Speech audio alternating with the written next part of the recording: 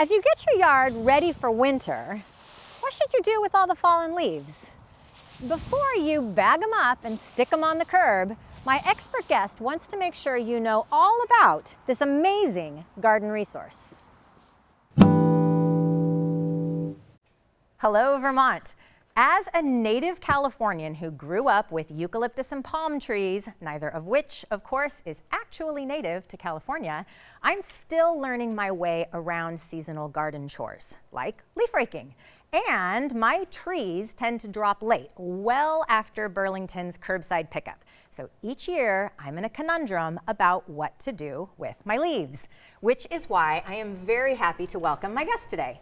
Deb Heleba leads UVM Extension's community horticulture programs and coordinates the Extension Master Gardener and Vermont Master Composter programs. And Natasha Duarte is the director of the Composting Association of Vermont. Deb and Natasha, welcome. Very nice to have you here. Thank you for helping me get ready for the upcoming season and the conundrum of what am I doing with my leaves. So, like I said, my leaves are late droppers, but I have been watching everyone in my neighborhood is busily raking their leaves, getting them into bags, getting them ready for the curb. You're here to say, maybe not so fast. Right, not so fast, perhaps. Okay. As we know from the Vermont Universal Recycling Law, that leaves and garden debris can't go in the trash, right? Right. I do know this. But I'd like to maybe rethink the way that we think about these items. So maybe instead of thinking about them as yard waste and leaf litter, that we really think about them as assets. Let's think about this. So our trees, our wonderful trees, are absorbing nutrients from the soil all season long, and they leave a little bit of those nutrients in our leaves. So I like to think about them as free fertilizer, right? Fantastic, yes. So they have a little bit of nitrogen, some potassium, magnesium, calcium, all wrapped up in organic matter, which our gardens and lawns need. So when we take them and we just put them in a curb or put them in a bag and stick them out on the curb, we're actually missing out on a potential resource we could be making use of for our gardens. Right. Okay, so we have options. What are the arguments? And sometimes one argument, this is something I have done, is just leaving the leaves in place. Right. When is that a good choice? Yeah, so leaving the leaves is a perfectly good choice. Under the right conditions. So I think we have, this photo here. Okay. This is a picture of the Arboretum at the University of Vermont, actually. And you can see that the bed, the leaves are just falling mostly within the, in the beds. We have a sprinkling of leaves on the grass, but there's plenty of green there. Okay. So we know that the grass is getting the sunlight that it needs to grow well. So if we have thick leaf cover, not so good. Not so good. Not so good. Okay, so so then, are there circumstances beyond too many leaves when we also want to rake the leaves up? Like, when else is it bad to leave the leaves in place? Sure. So certainly when you can't see any of that green. Okay. Which I will say is probably what my yard looks like when I leave the leaves in place. So I should maybe do a little bit of raking, distribute them, make sure I can see some green. Right. Okay. We'll talk about that in a bit, what you can do. Okay. Also, you want to make sure that your driveways, walkways, sidewalks are clear, right? Because leaves are slippery, so we don't want to slip. Especially when they get wet. And then if we're seeing a lot of disease in our trees and shrubs, that's the time to really think about taking action. Is that what these are? Yeah, this is an example of a fungal leaf spot. These are called tar spot. Okay. They're pretty identifiable, right? And really common on maple trees. So if we're seeing a lot of disease on our leaves, we want to make sure that we're doing something to break down those leaves a little bit faster than normal. Oh, that brings us to the idea of mulching the leaves, right, with a lawnmower. I have seen people out mowing their leaves in place. So what's the benefit there? What's going on? Yeah, so as long as there's not too many leaves, you can mow over them. And there are mulching lawnmowers and just regular lawnmowers, and both really work well. And some also have the bag on the back that you can capture the leaves in and grass in. And what that's really doing, here's an example of some mulched leaves and obviously with some grass. This was just mowed. and it really makes the surface size smaller. So these are little bits that'll break down a lot faster than if you leave them whole like this. Okay. So leaving a little bit of this on your grass is fine, but if it's too thick, you're just going to smother the grass altogether. Okay. So what we do at our house, because we have a lot of leaves, maybe like what you were saying, like, you know, sometimes if we get a big wind, 6, 8 inches of leaves, we'll rake them to a wooded area where we pile them, and we'll talk about leaf mold a little bit later. But and then, you know, there's inevitably some leaves that still fall, even after the raking, most of the raking is done. And then we just mow those and leave them on as a natural fertilizer for our lawn. Okay, good. Okay, so my big takeaways here is don't have too thick of a layer. If we have too thick of a layer, we need to think of some other strategies for how we're going to disperse that. Then we can also use the lawnmower, mulch them a little bit, create some more fertilizer. Okay, so how else are leaves useful in the garden? Yeah, so leaves have a lot of carbon, as Deb said, and for composting, you want some brown material or carbon-rich material to mix with. A lot of people in Vermont are food scrap composting at home now, which is more nitrogen or green material. And so leaves are a great source of carbon for home composters or for community composters.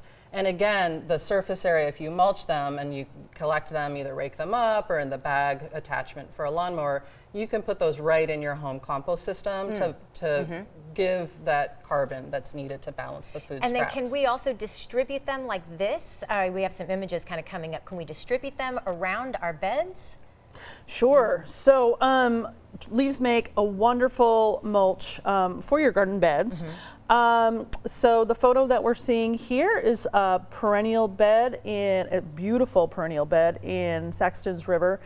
Here, that gardener is using the dry shredded leaves as a mulch. Now, we're getting free fertilizer from that, as well as winter protection of your plants and weed suppression. Here's an example. I just did this yesterday. This is my one of my beds, and I just raked up. I feel like you're showing off a little bit. Yeah, sorry. A nice thick layer of whole leaves, and again, to hem in all of those plants, keep them nice and safe for the winter, and provide a little bit of nutrients. Yeah, this is great for me because I would have assumed that if you were to pile up leaves like that around like shrubs, etc., that it might have been creating a bad environment for them. But it sounds like no, like that. Yeah, you don't want to keep them like super close to trees. You want to make kind of like a donut rather than like crowd the trunks. Not a volcano. Right. Donut, not a volcano. Okay. Okay. And then we started talking about compost. But if so can I add leaves directly into, like you were talking about home composting systems for your scraps, can I add my leaves directly into those? Yeah, your leaves can go directly into those. You can just pile them on or layer them. A lot of people will store their bags of leaves instead of having them taken away. They'll just have them in a shed or in a garage so they can add throughout the whole year so not into all a at one compost time. system. Just handfuls, handfuls, handfuls. You can also make, if you're starting a new compost system, you can make what we sort of call a compost nest. So like a big bird's nest, think of it that way, as the base of a new compost system. And add your food scraps and then cover them. Okay, and can you make compost out of just leaves? You can. It's called leaf mold. Okay. And you can do it sort of an easy, lazy way, or you can do it a more intensive, purposeful way. Tell me the lazy way first. The lazy way is what I do, Okay. And I brought some leaf mold in. So we have an area off our lawn. That's what this is. Okay. And that's almost done. It's not quite finished. Okay. And you can see it's stacks of leaves. And so this is created of just having one place where we rake all of our leaves together in a big pile, and then it breaks down, and every year we're adding leaves. And so when I need good garden soil, I go and I dig under the fresher leaves and pull up this beautiful black leaf mold. Really high in fungal populations. It's great. Does that have to do, what are these two guys? Yeah, so those are little models that a master composter made of different types of compost systems, and that could be used for food scrap composting as well. But you do see a lot of people will make more like that round one and put shredded leaves in and wet them down and pile it and kind of pack it really full. And it's a more contained way to make leaf mold, and it'll just make it a little bit faster. Okay. But as we know, just from being out in the woods, Leaves break down regardless, so. Yeah, well, okay, so breaking down leaves and even looking at this, it makes me think about little critters, worms and things like that. What do I need to know about what's living in my leaves? Right, so leaves are a wonderful habitat for all sorts of creatures. Some that we want in our gardens and some that we don't. So an example of maybe one that we don't want are called jumping worms. Okay. Here's a picture of an adult jumping worm on the screen here. Does it actually jump? They do wiggle. do. They do wiggle around quite a bit, and they can even lose their tails. They wiggle so much, which you can see in that photo too, which is a little gross, but it's reality. So these are an introduced or invasive species, and so if we're seeing those, we want to kind of not spread them around like that. Those beautiful mulch pictures. We want to kind of keep them in place so we're not spreading. Got it. Spreading.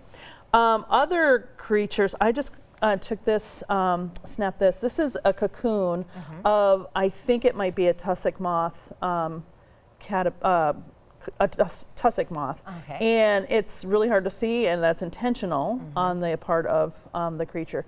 But we have lots of, I read something like there's 94 different species of moth that live in leaf litter. Okay.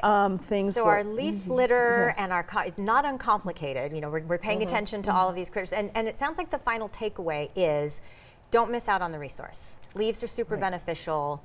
Make some use of them. That's right. And if you just don't have the capacity to deal with it yourself, or it's not the right aesthetic, you can bag them up or take them yourself to a local compost facility. Okay. And that's how Vermont is managing our leaf and yard waste now. Fantastic. Well, and I know that we have a website available too. We have a couple of different websites, so you can go to the websites on your screen in order to get a little bit more information to help guide you through the leaf season and how you're going to deal with your leaves. Deb and Natasha, thank you so much. I really appreciated this conversation today, and I am pretty certain now that my yard habits going into the end of fall, once my trees finally drop, going to be a little bit more up to speed, up to par. So thank you for that. And as always, Vermont, thank you for learning and exploring with me today, and thanks to the team that makes Across the Fence possible. I'm Amy Finley. This is Across the Fence. Come back and let's learn and explore again tomorrow.